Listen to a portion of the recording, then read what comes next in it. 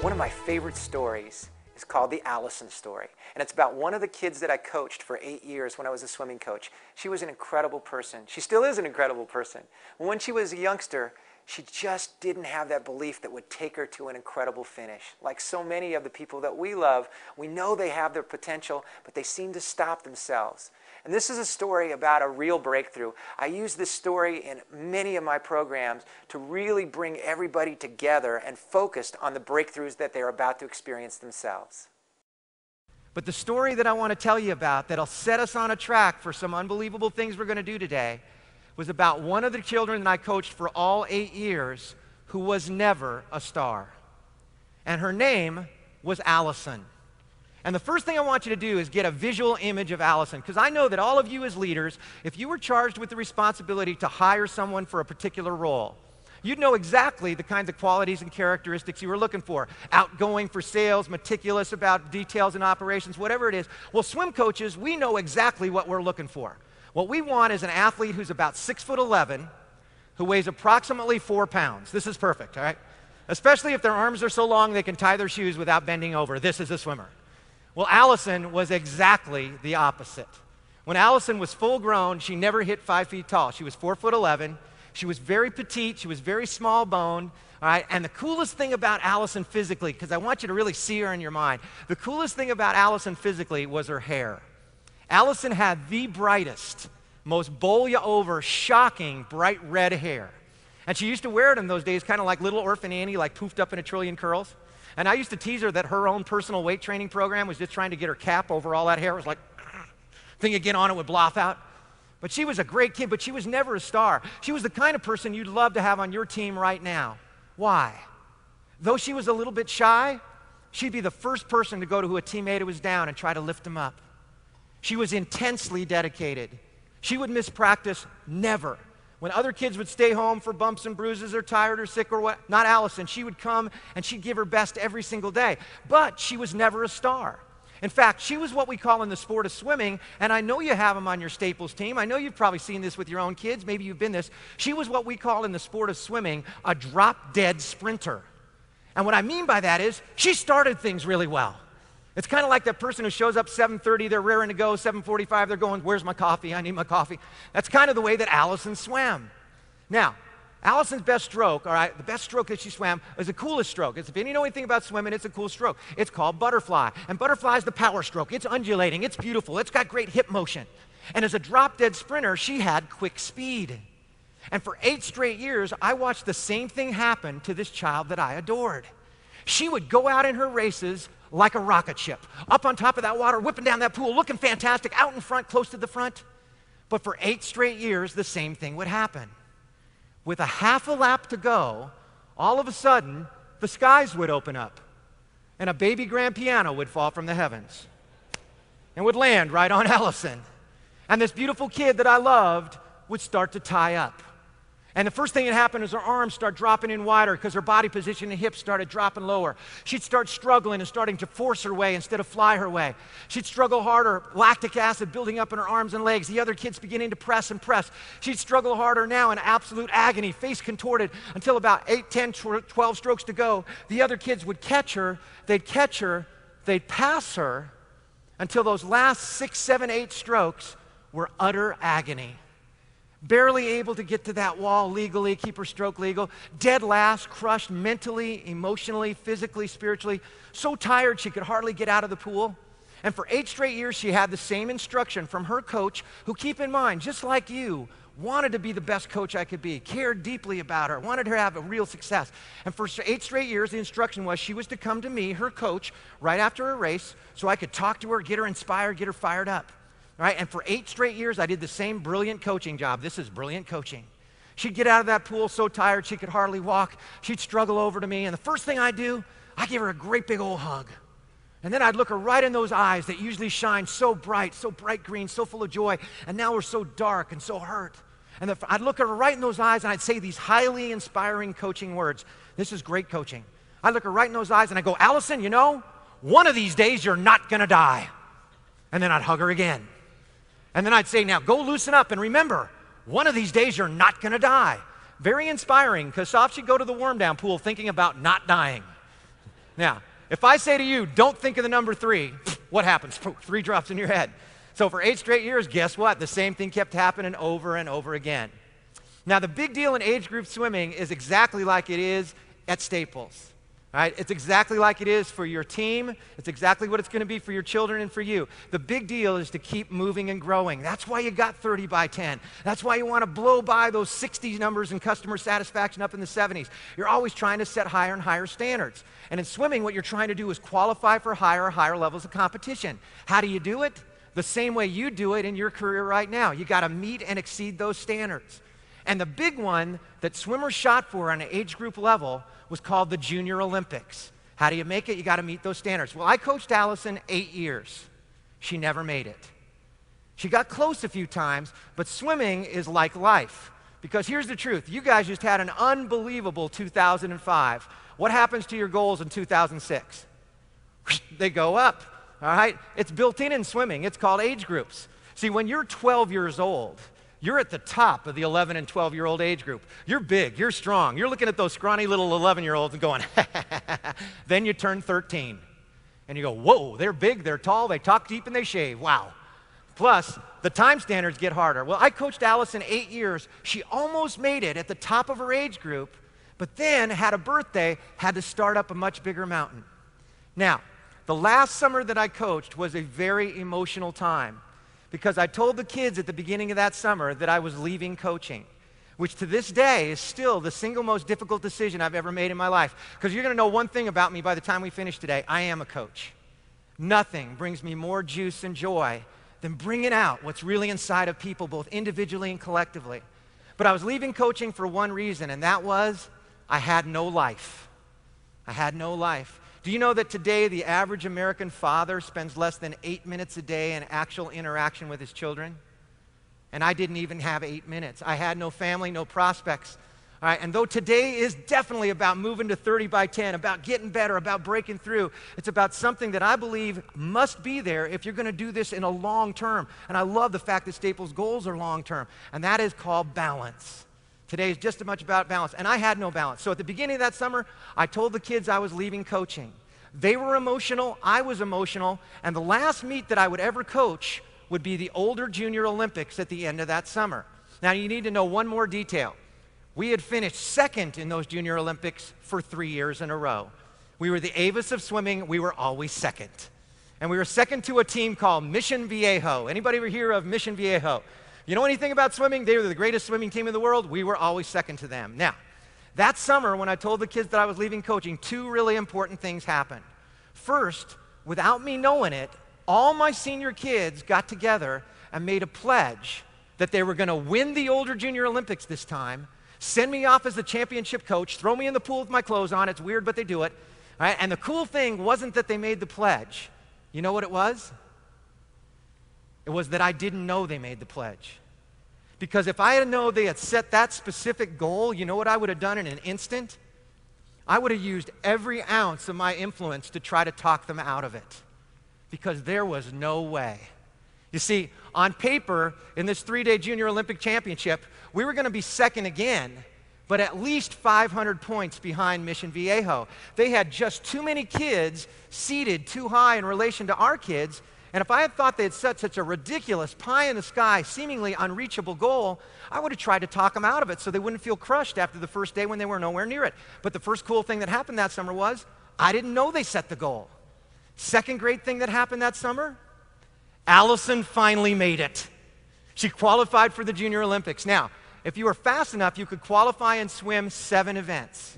She made it in 1, which was the 100-meter butterfly, which is up and back in a 50-meter pool. And I still remember the time standard to qualify in Allison's age group that year was 1:17:99. Guess Allison's qualifying time. 1:17:99. She made it exactly the time standard. In other words, 1/100th of a second slower. That is your fingernail distance. She'd have missed it. But she made it exactly, and I said, thank you, God. Nobody deserves her dream more than this child. Nobody's been a better teammate. Nobody's cared more. Nobody's worked harder. And what a gift to me that my last meet as a coach, she gets to be a part of our Junior Olympic team. So finally, the Junior Olympics come. My last meet I'm ever going to coach. I'm a very early person. I'm an extraordinarily early person. I get there really early, and the first person who shows up from my team is Allison. And I got to tell you, her hair is blothed out more than usual. She is like bouncing off the wall. She is so excited to finally be at Junior Olympics. She looks like a pinball bouncing back and forth. And I just look at her and I smile. I enjoy her enthusiasm. But then I go to do my normal deal, the same thing you do at the beginning of your work day, your work week, your work month. What do? Same thing you do. I go and check my information. My information, just like you check your email, you check some reports, my information happens to be the seating sheets. It shows me the order of the events, shows me where the kids are seated, and I noticed that the very first event of the entire Junior Olympics is Allison's one event. And there are 64 girls who have qualified in her age group in the 100-meter butterfly. Now, she's on the top line, which means she's the slowest of the 64 girls. But in my analytical coaching mind, I go, you know, that's okay. In fact, that is darn lucky. Why? Because there's 64 girls. There are 8 lanes in a championship pool. That means she's going to be in heat 1, which I knew she'd be in, being the slowest possible entrant. But because there's 8 swimmers in each heat, she's going to be heat 1 in lane 8, right next to the edge of the pool. I'm thinking maybe we could yell really loud, scare her to finish her well for once in her life. Now, the thing you do with a swimmer at a Junior Olympics is just what you do when you welcome new associates into your team. The first thing you want to do with them is get them comfortable, get them acclimated, get them oriented, get them ready so they can perform. So as a swimming coach, what I would do is I would send the kids on a long, easy, loosen up, warm up. Every pool feels different. Every pool looks different. Get them to practice their turns, gradually warm up their muscles. And then when they're good and warm, it's time to get them pumped. Just like you got that new associate, you trained them a little bit, you got them ready. Now get them out there, get them psyched, get them pumped, let them know they can do it. So as a coach, what I would do is stand halfway down the pool at the 25-meter mark.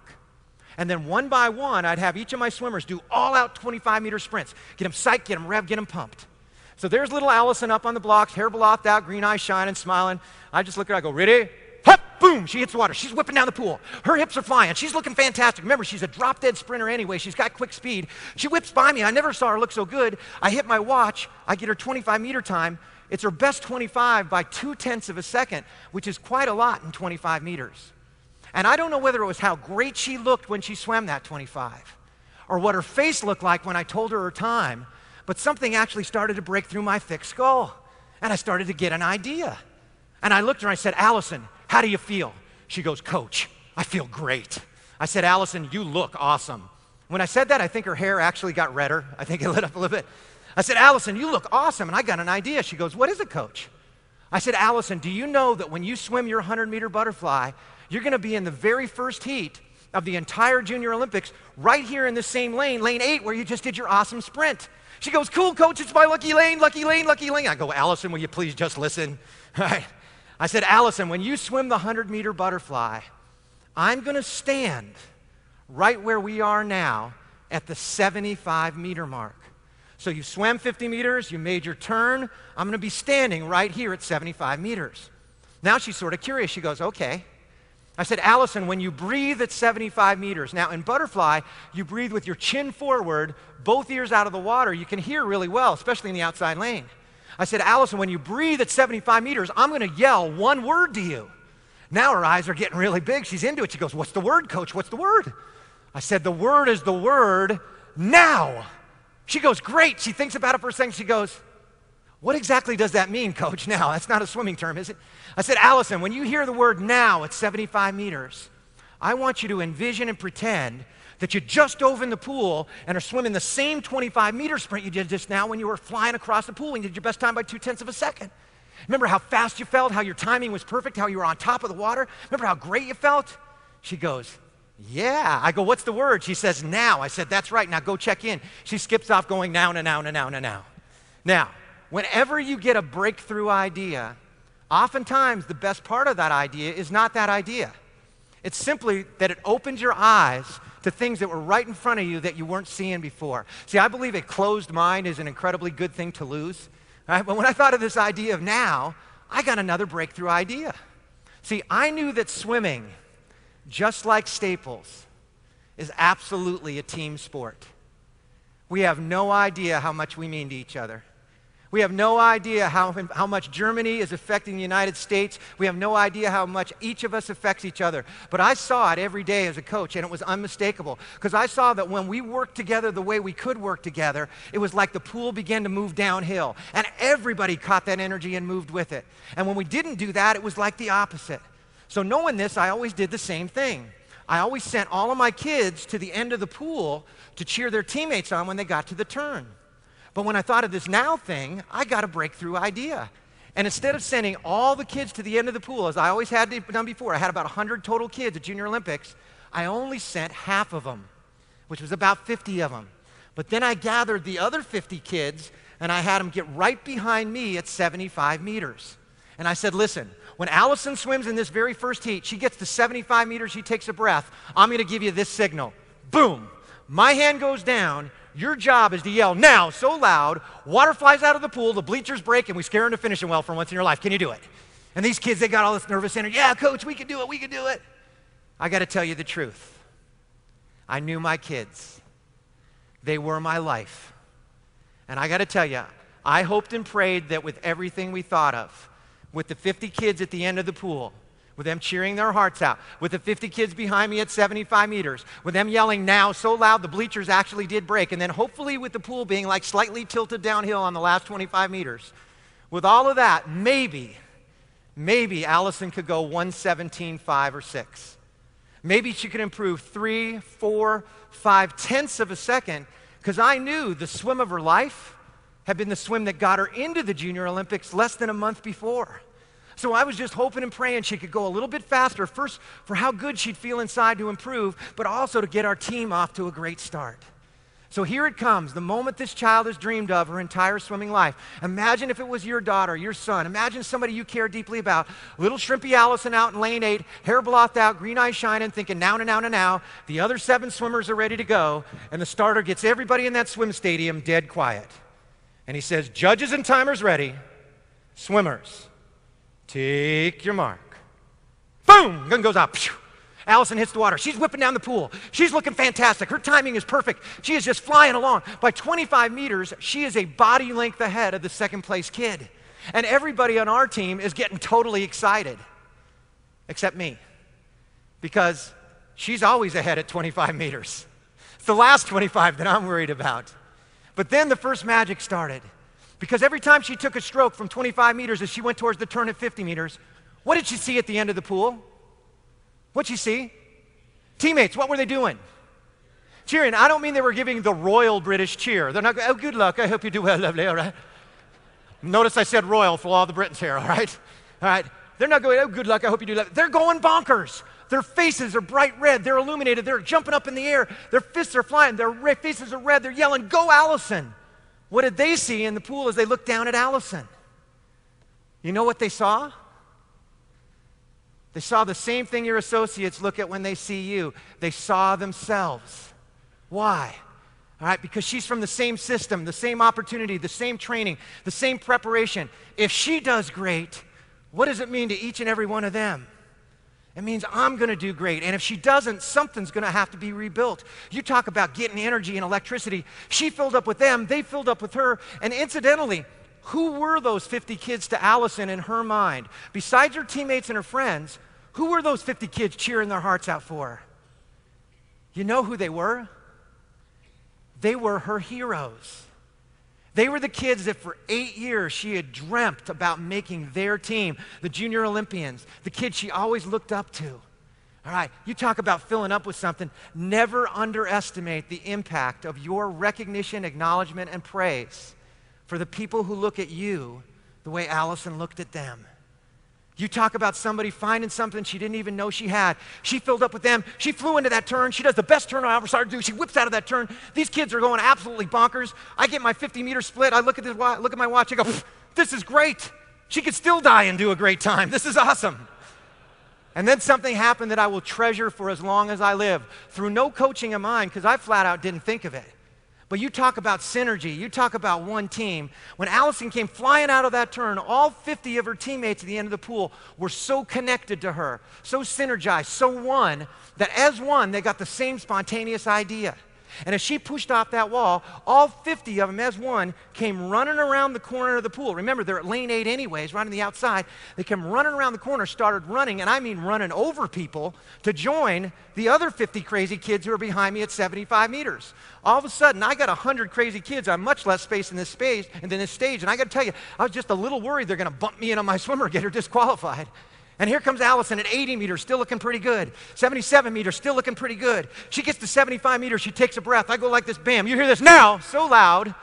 I'm pretty sure the bleachers kind of creaked a little bit. I'm pretty sure I saw some water fly out of the pool. But then something happened that changed the way I see. You see, my whole life, I wanted nothing more than to really see through the eyes of a coach. But I don't believe I really began to see through the eyes of the coach till that 75-meter mark that day for that little red-haired girl. Because 75 meters for Allison is the same line that every one of our children is going to face in their life, maybe today. 75 meters is the same line that every one of those 68,000 associates is going to face in their career with Staples, maybe today. And 75 meters is the same line that everyone sitting in this room right now is going to face in your career, in your family, in your life, maybe today. You see, 75 meters for Allison was the line between fear, which had always won, and freedom. Between failure and absolute faith. And though I loved this child and I wanted to be the best coach I could be, just like you do, it was not until that 75-meter mark that day that I realized that I, more than anyone, had taught her to fear and taught her to fail because of the way I saw her at that 75-meter mark. You see, I was just looking at her hoping she wouldn't die as much as usual. But all of a sudden, when she heard that word now from those 100 crazy kids, something shook free inside of her. And all of a sudden, she started climbing up on top of that water. She started chewing up the pool. She looked kind of like Miss Budweiser, the hydroplane, whipping down some lake. She's driving quite crazy with about 12 strokes to go. She's flying, 8 strokes to go. She fills up her lungs, refuses to breathe, which is incredibly difficult in a 100-meter butterfly, fills those lungs to the point of bursting, head down driving, refusing to breathe, head down driving, bam, bam, bam, bam, bam, bam, boom. She hits the wall like this. She looks down the other 7 lanes. There's nobody there. She told me later she thought they'd already finished and got out. I look at my watch, I shake the bugger, I tap it, can this be right? See, I had hoped and prayed that with everything perfect, maybe Allison could go 1:17, 5 or 6. And believe me, I knew my kids. They were my life. At least I thought I did. Allison had gone 1:05.9. She had finished more than 10 bodies ahead in a 100-meter butterfly. Now, I had many kids extraordinarily blow by their personal records the years as a coach, but none so far beyond what I thought was possible for them. And I couldn't move. I'm sitting there literally shaking like a leaf. Now, how do you think Allison felt having gone 12 seconds faster than she's ever done in her life? She did not climb out of the pool. She did not even jump out of the pool. She merely levitated out of the pool. And she didn't walk to me or run to me. She spun to me going, Coach, 1:05.9, 1:05.9, 1:05.9, 1:05.9. Call me quick. At least I didn't say, well, at least you didn't die, Allison. At least I didn't say that. I'm trying to think of something coachy to say. I'm standing there stunned, and finally I go, Allison, that was amazing. You know, go loosen up. She goes, okay, coach, like she really had to loosen up. She skips off going off to the side. Now keep in mind that this was just the first of 8 qualifying heats. The morning swims are about one thing, and that is to qualify for the finals at night. And only the 8 fastest of those 64 will make it back to the finals that night. Well, Allison moved from number 64 on paper to qualifying first, which meant she would come back that night, lane 4, fastest qualifier, first final of Junior Olympics. All right, and we get to one of the first big breakthrough ideas in this program, and that is about that 75-meter mark, and it's something just incredible.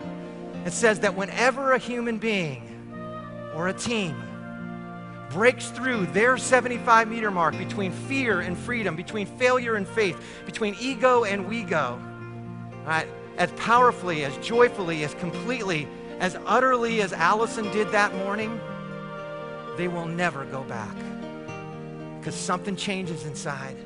And that's exactly what happened to Allison. See, for the first time in her life, this beautiful, precious child actually knew instead of hoped that she was really somebody, that she was important, that she mattered. And she came back that night and she was different. Now, she still maintained her other great qualities, one of which happened to be humility. She was probably the most humble person you'd ever meet.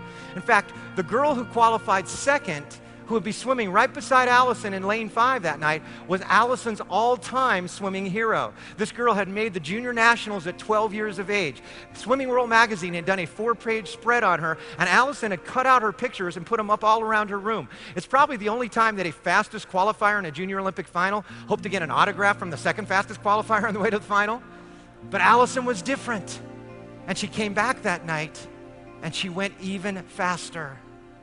In fact, by that same 75-meter mark, she and her hero in lane 5 had completely pulled away from the rest of the field. It was a 2-girl race. It was like years ago with McGuire and Sosa, each one raising the bar, stroke for stroke. Their kids cheering, our kids cheering. They get inside the flags. They are dead even, heads down driving, bam, bam, bam, bam, boom. They hit the wall. It was so close that looking above water, you couldn't call the finish. The splash was won.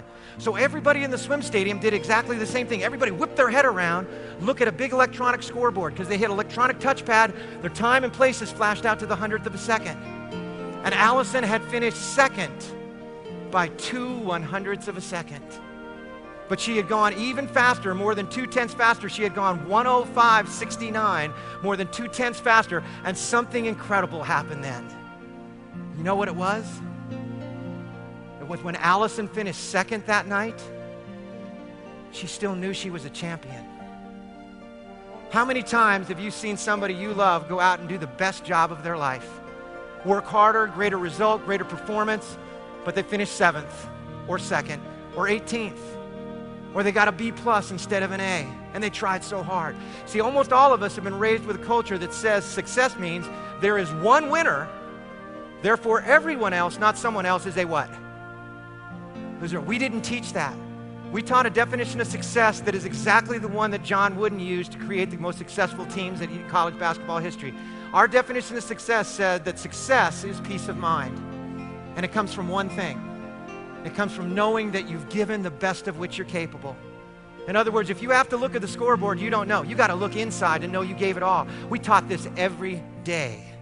And at this, I'm convinced, most pivotal moment in her life, Allison actually got it.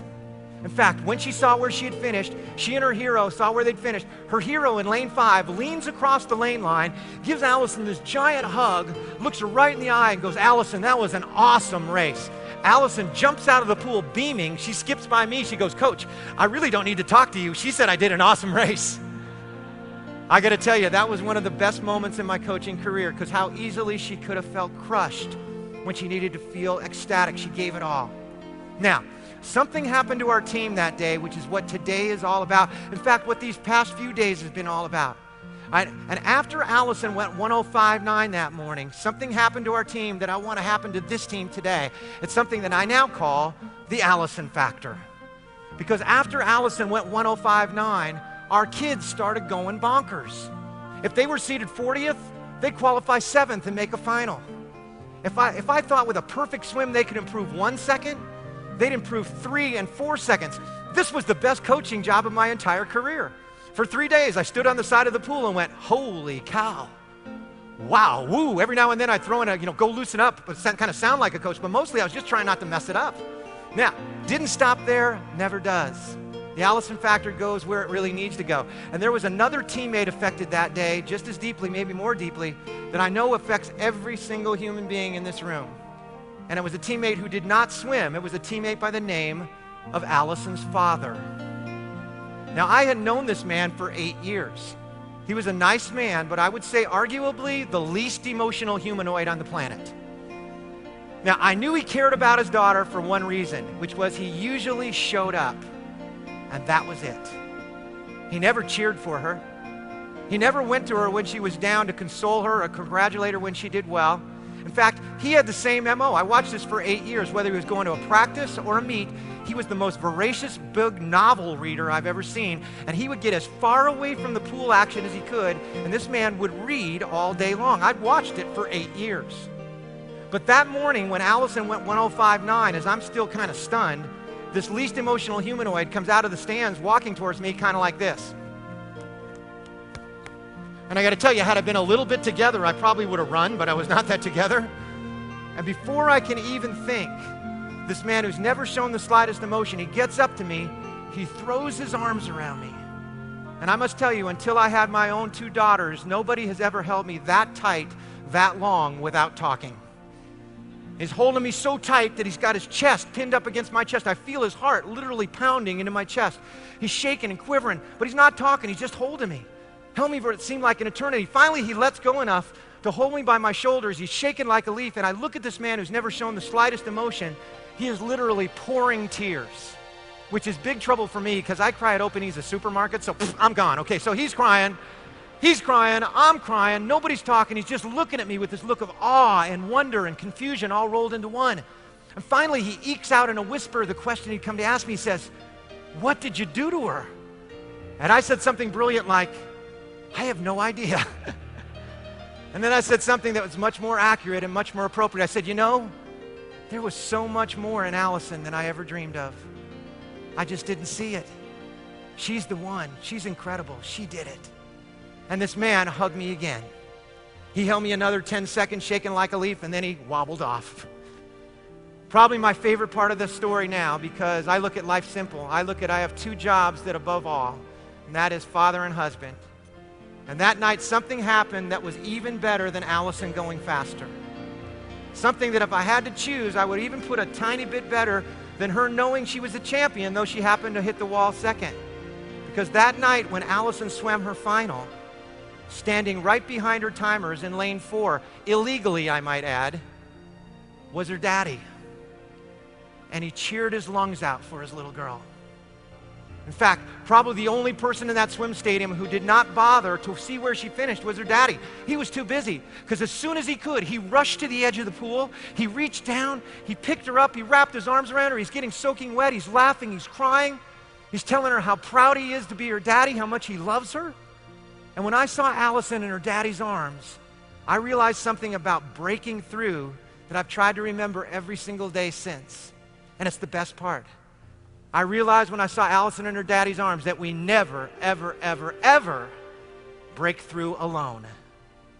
Whenever we break through in any way, we cannot help but affect the very people we most want to affect. That's one of the best things about 30 by 10, because it isn't just going to affect you, it's going to affect everyone you touch.